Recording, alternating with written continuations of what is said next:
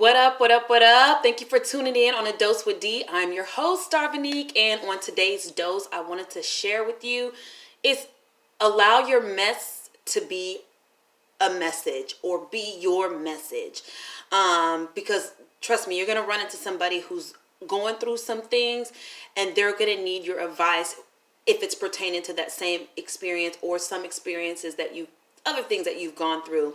However, I would strongly suggest that if you're giving somebody advice, you are not in the thick of it yourself, because it's, you could still be fog-minded and cloggy in the brain. You're going through this like you're fighting a war and you got all type of things jumping around you and you're trying to help and rescue somebody else. That is really hard. Save yourself first. That way you could save somebody else. So allow your mess or your troubles or whatever you experienced in the past to become a message of hope and strength for somebody else, to let them know, hey, I've gone through this. I've gotten through it. And you could be that pillar of light for them to see, like, man, she really did get through it. She went through it. I could relate to her. Because one of the pet peeves, one of the things I hate and I really can't stand is if somebody is talking about a problem that they went through just to talk about it as idle conversation, like to fill in, just to have something to talk about. For me, that's nothing to talk about. You're over that unless you're sharing it from a solution-based standpoint, or it relates to you telling me how to get through something. Other than that, I don't want to hear you mope about it. It's just unprofessional.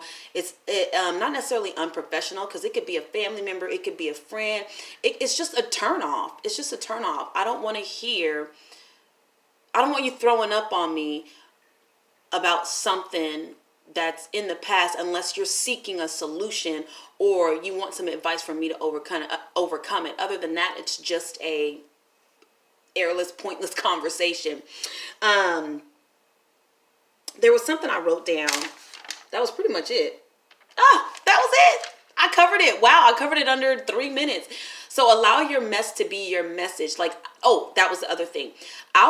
When we talk to people, our speech should be seasoned. Like it should be good to those that hear it, and it should be beneficial to those that hear it, whether it's the hurtful, nasty truth, because it will make you better. It will make you stronger. We should, just like when you seasoning food, it smells good, it tastes good, it feels good to the soul. That's how your words should be when you are talking and sharing with other people. And you can correct them in the same way. Yeah, it might hurt, but at the end, did you gain something from it? Did the other person receive some information that'll make their lives better? But to bring this back around full circle, allow your mess to become a message or a pillar of light or a ray of hope for somebody, not just an idle conversation to complain and to fill in time to say you've had a conversation. That's not a conversation. All right, this is your girl Darvinique. I'm about to sign off. This is A Dose with D. Till next time.